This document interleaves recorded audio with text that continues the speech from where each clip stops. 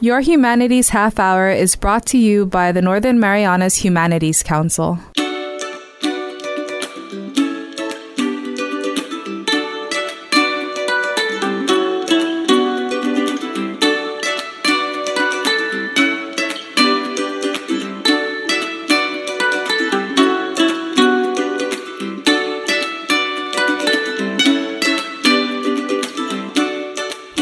Hafide, Zantiro. Welcome to Your Humanities Half Hour. I'm Catherine Perry, and today we're continuing our series called Making Marianas Home, featuring people from around the world who have chosen to live in the Marianas. And our guest today is Yulia Aleksenko. Did I say that correctly? Yes, hello. Yulia is originally from Russia. Thank you so much for sharing with us today. Where are you from in Russia originally? Hi, Catherine and everybody, and thank you for inviting me today. Even it was challenging a little bit to do it. I am from Ireland also, and it's the biggest island in Russia, and named Sakhalin. It was called before as a Japanese name, the Karavto, when there was Japanese people there, and to translate, it's Sakhalin Island. Yes, so it's an island, and it's located on the far east. Near to Hokkaido, so it's in the east side and north of the Japan. Sounds quite cold there. What was life like when you were living there? The life just was like, I didn't have things to, I didn't really travel also, I didn't go different places.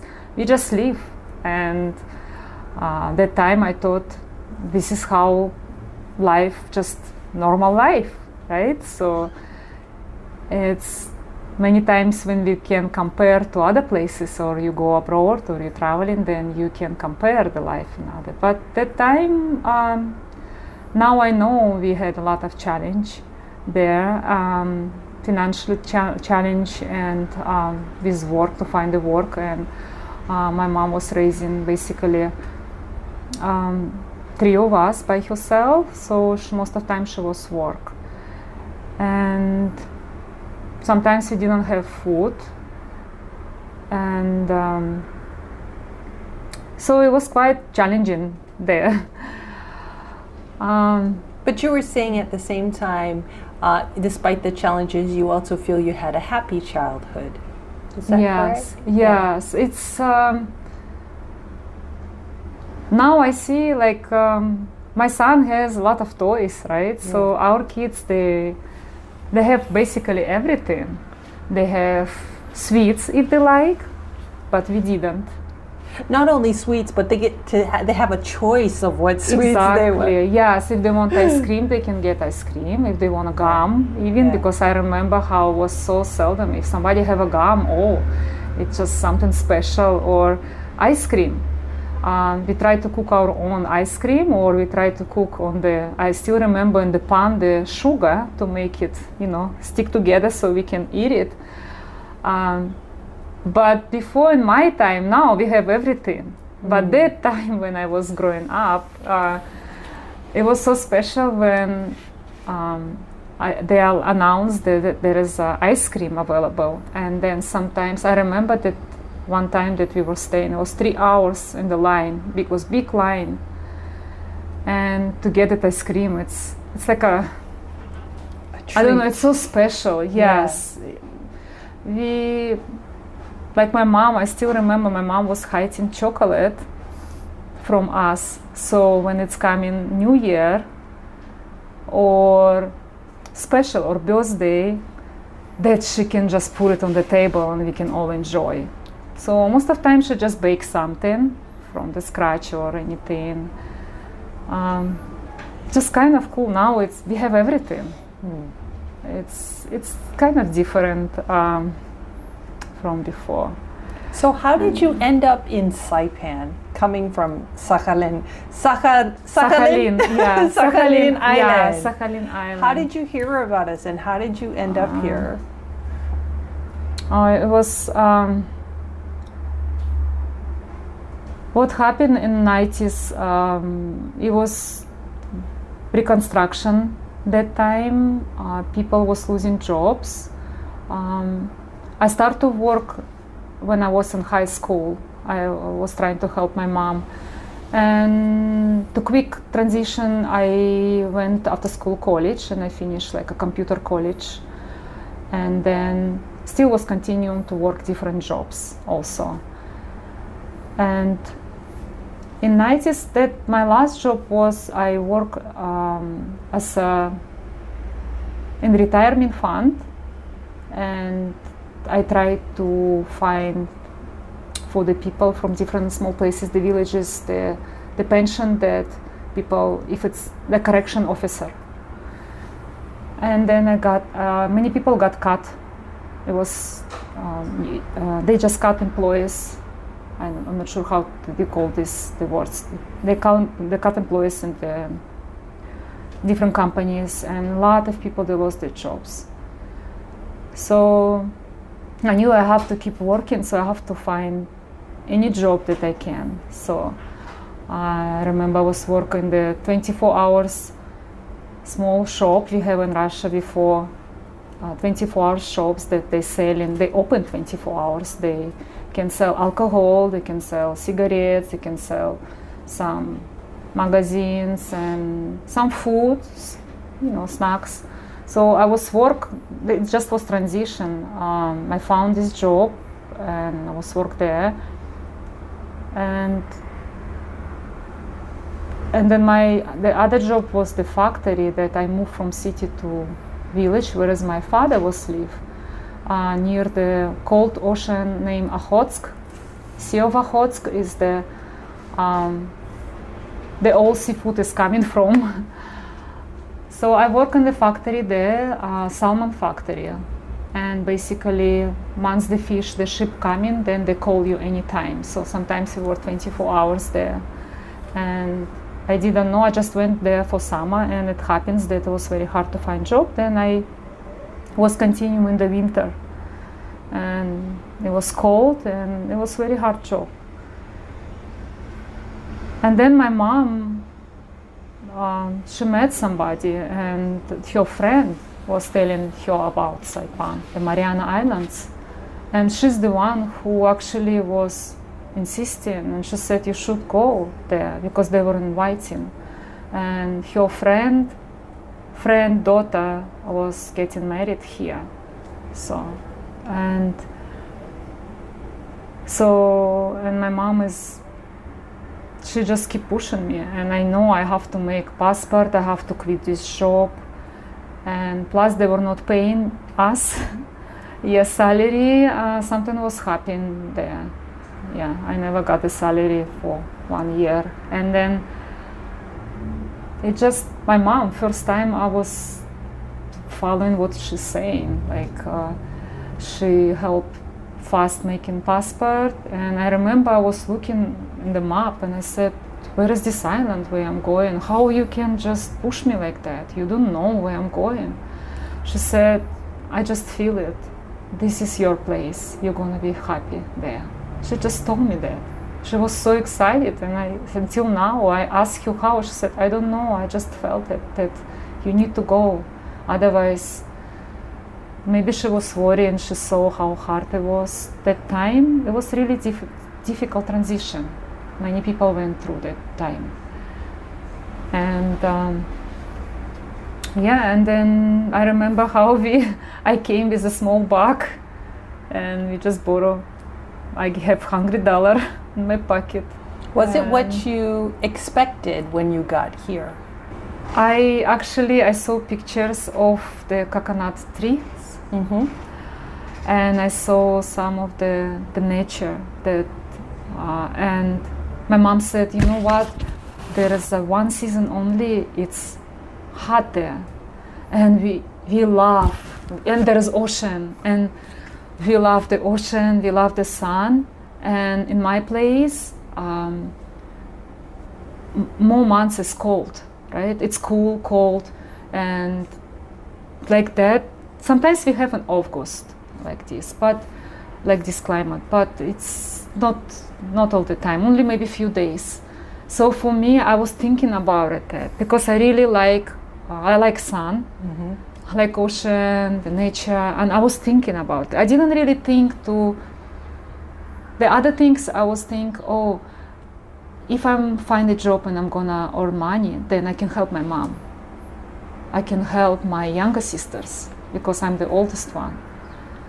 And the younger sisters, we are different 12 years apart. Wow. So when I was 12 years old, she was born. So what I remember when I became a teenager, I was take care of her a lot. And I remember that sleepless night, plus we try to help mom also she was nurse in the hospital, and plus another job she was cleaning also, so we trying to help her also.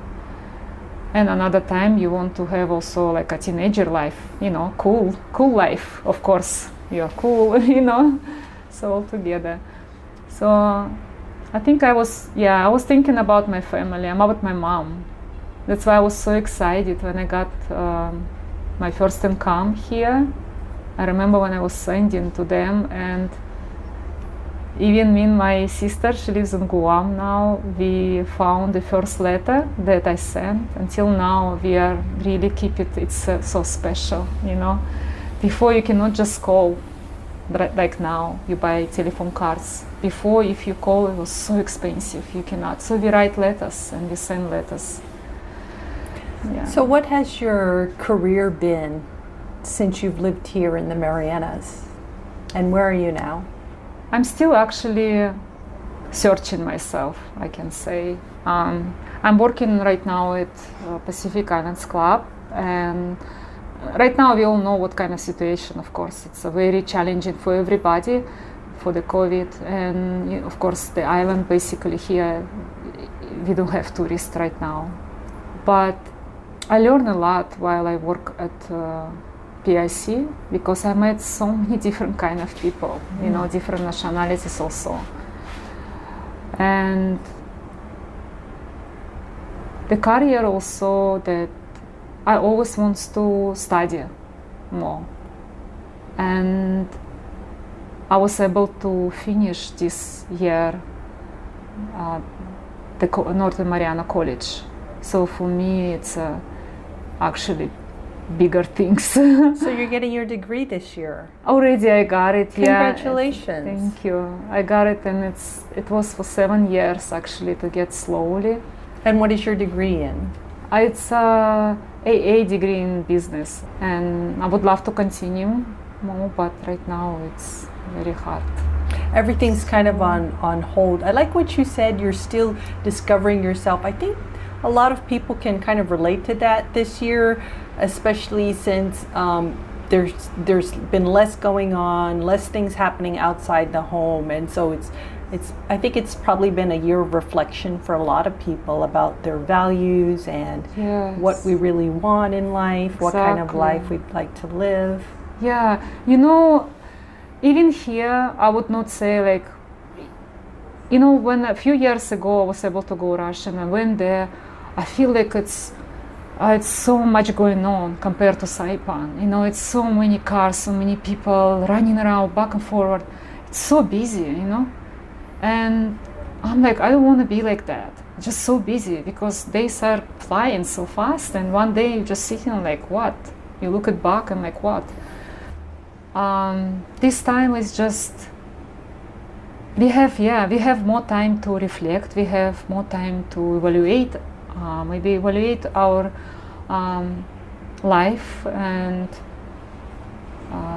through this even challenge that everybody going through, we can grow and become better people. And what I learned, even I have, for example, half day I'm working. I'm still busy, I'm still doing something. I'm always find something to do, So I'm enjoying that I have more extra time, because for me as a single mom, I have to work also. Every time I have to work. So I cannot allow myself to not work, even if I had a chance to say like I could not go to work, for example, because it's COVID. I need to take care of my son, but I have to go. I learn now through this time also, even if you're not working mom, it's still hard, it's still, there is a lot of challenges the mom have because they have to do a lot of different things at home, take care of husband, take care of kids. And now you're probably thinking, parents, of course, are probably concerned about their kids doing well in school, if their kids are online, which a lot of kids are, or even how to put food on the table. So you're right, there is a lot of responsibility, whether you're have the opportunity to work or whether you're only working in the home. There's a lot of opportunity to be busy. Yes, Yeah. it's true. But I'm trying to also, before every time people ask, oh, how are you? Like, oh, I'm busy. Or, very often we hear that word. We are always busy. Busy with what? So, and then one time I was listening one of the sermon, and I think the guy said, why would say not busy? You just say I'm productive. So I like that word. We are productive, not busy. Yes. Because you don't want to be busy, running. You're missing the blessing, you're missing the beauty, you're missing a lot of positive things that around us. Because if we really stop, like one time I have a hardship, I have difficulties, and then one time I came to work a little early, and I was just parking, and I'm look at the flowers right across, and I look and I just notice it's so much beauty around me, and I'm just so used to for this ocean that sometimes you don't have time even to go to swim. And people from my place, they don't understand. They think I supposed to hear every day I have to swim because I have ocean, so like it's right here. So they don't understand, but us, of course, I miss snow a lot. It's so much fun also. We'll be back with more after this break. Did you know that you can donate up to $5,000 to the Humanities Council through the CNMI Education Tax Credit Program? Donations from individuals and corporations qualify and can be used to offset your local wage and salary tax, BGRT, and earnings tax. Call our office at 235-4785 to see how you can support humanities programs in our community and obtain a tax credit for your donation. Sizuus Maasi, Olomai, and thank you. Welcome back to Your Humanities Half Hour. We're continuing our series, Making Marianas Home, with Yulia Aleksenko. She's originally from Russia. Yulia, you mentioned you have a son, and I think you're both involved with swimming. What has your community and family life been like here in the Marianas? Oh, it's just amazing, If somebody gonna tell me that few years ago that I'm going to swim like that, I would just laugh, say no, I cannot do it. Wait, but you moved to a tropical island. Exactly. You should have been assuming you'd be swimming. Now I'm trying to encourage other people, even, like that the kids should be able to swim, and parents, also can learn to swim, and schools maybe have mandatory. In Russia we have mandatory skiing. In the winter we have to do. It's mandatory. And I remember I always wants to be sick because I don't want to go there. Now I would love to, but and you do mostly open water swim in the lagoon, correct? Yes. Yeah. Yes. So what's that like for you? Oh, it's amazing, actually. Well, you have a huge smile on your face. I almost feel like I should come out and try this. Yes, actually, yes. It's open for whole public. And of course, it's difficult, it's COVID-19, but ocean is big, so there can be social distance also. And it's a challenge because people sometimes scared of different creatures there, or, and you met different... Yeah, but some people are scared of grass. Yeah, so, but it's just so beautiful. It's clear, and it's amazing when you're able to swim. When you're swimming, it's not that. When you swim, it's the same things you are walking. So you basically learn how to breathe, and it should not be difficult for you. But it took 4 years actually to learn for me, and now it just I have more time. My schedule is morning shift, so I can pick up morning and I go, and it's just so much stress release also.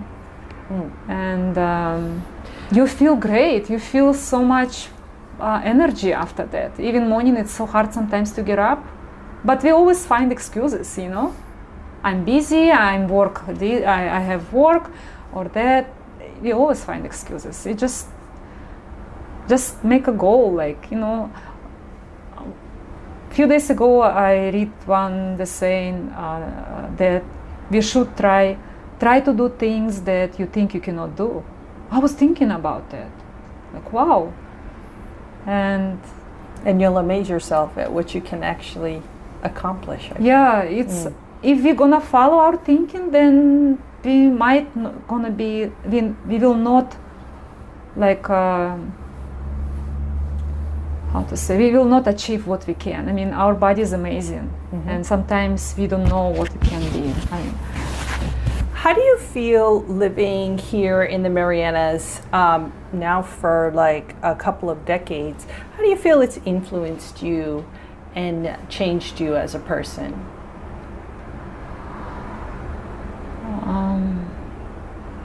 Yeah, it's definitely changed. And here, when my son was born, it was a lot of challenges also. And one of my friends invited me to church, and I found the faith here. That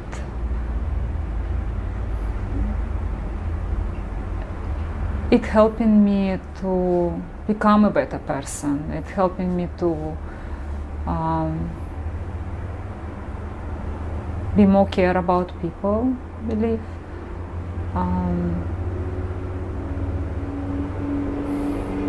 So I found the church, and through faith, through God, He gave me a lot of strength. You know, sometimes things happen financially, or even the status, or there's things that there is a challenge that if I'm gonna think that it's very hard to, but God always helped me. He always let just do things that it's only Him can do, to provide, or to have this peace sometimes when it's actually you have a lot of challenges also. I just learned through, my son is also a big influencer on me, and through him also I really learning a lot. To become more patient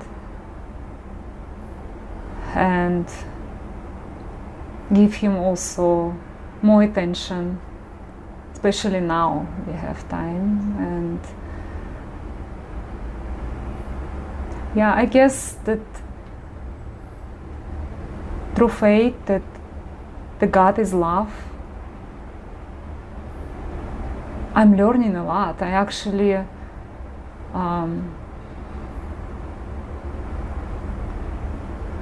changing myself slowly, like discovering myself, how to be more compassionate and to help other people, even if you have difficulties too. What do you feel have been some of the biggest challenges about living in the Marianas and originally being from another country? Specifically Russia, because it kind of depends on which country you are from is the challenge. But what are some of the challenges you've either faced or hopefully have overcome? as a member of this community? You know, for me right now, because my son, he's U.S. U.S. citizen. U.S. citizen, yes. He actually can travel. Many years I was thinking, oh, one day I will bring my son and to Disneyland, because I never travel and I never see it. So it was I really was thinking about, yeah, one day. And then become more restriction for me to travel, I have to travel not to just my place, to U.S. embassy. I have to go to another place in Russia, travel. So it costs a lot of money and difficulties. So I guess status, it's very hard because it's limit you in many ways. My son, I really thankful and glad that he was able to travel with because he's a swimmer. So they went to Japan, they went Guam, they went Palau. Even it was so hard. I always tell, yes, I'm gonna work hard, we can fundraise, anything, but he needs to travel. At least he can travel. And you know, still I didn't bring him to Disneyland, and I still have this hope and dream. And now I believe maybe my son gonna bring me. That's also okay, as long as you get there together. Yeah, but this is one because there is also about the job things that you cannot really apply to another. For example, you go a different job, or because the first is inquiry if you're a US citizen. It's very important. So for me, this have limit to travel. I can just buy the ticket and travel and go somewhere. I wish, but I was really blessed I went last year to Guam. I was so happy, you know. Yeah, I was able. It was very unexpected, and I didn't know. I didn't even think if, you know, a month ago, was prepared. I went there also without really any. It was very good experience because my sister there, Guam so close. So yeah, I think it's great when you can just, okay, I want to go to see my family. You know, I don't want to think about this time. It's very hard for everybody. I know some people stuck here, some people there, and people apart. I know for everybody it's very hard time. But when we are on the regular, you know, you just can visit your family. You go Guam or somewhere. It's a blessing. Yeah, it's really a blessing. Yeah, it's a lot of blessing. Well, we've been chatting today with Yulia Aleksenko. Yulia, any final thoughts before we go? First of all, thank you. Thank you to be here. I'm very grateful that I live on this island and meet so many great people here who really support me also every day. But there is a lot of challenges we all went through. It doesn't matter if we have status, we don't have status, or somebody have work, yes, and somebody don't have work. I know there's a lot of people going through health challenges, recovering challenges. It's also very hard. But the one thing I know that we should not give up. We should not give up, because sometimes the one day you feel down, you know, you think, for what is all this? What's going on? Should I stay here or should I go back there? Sometimes I have these thoughts. But still, I'm grateful, and I'm always say thank you to God every morning and every night that I'm still alive. I have my son here. And we have this beautiful life here. It's a tropical island. It's so much beauty here. And just do not give up wherever you're going through. And if we can tell just every day for what we're thankful for, it would be helpful for us to recognize what we have around and to be more kind to our family members who we live with also. Because sometimes we forgot. There's people around us, the family that really loves us, and we just forgot even to come and hug them and say, I love you, even if he made me upset and mad and angry. I just said, I love you. but it's sometimes not easy. But just do things on purpose. It's really helping. Thank you so much for sharing with us today. Thank you too. Our guest today has been Yulia Aleksenko. We've been talking about or with people from around the world who have chosen to come and live in the Marianas as part of our Making Marianas Home series. We'd love to hear your thoughts on today's show. You can contact us on Facebook, YouTube, or at nmhcouncil.org. This has been Your Humanities Half Hour. I'm Catherine Perry.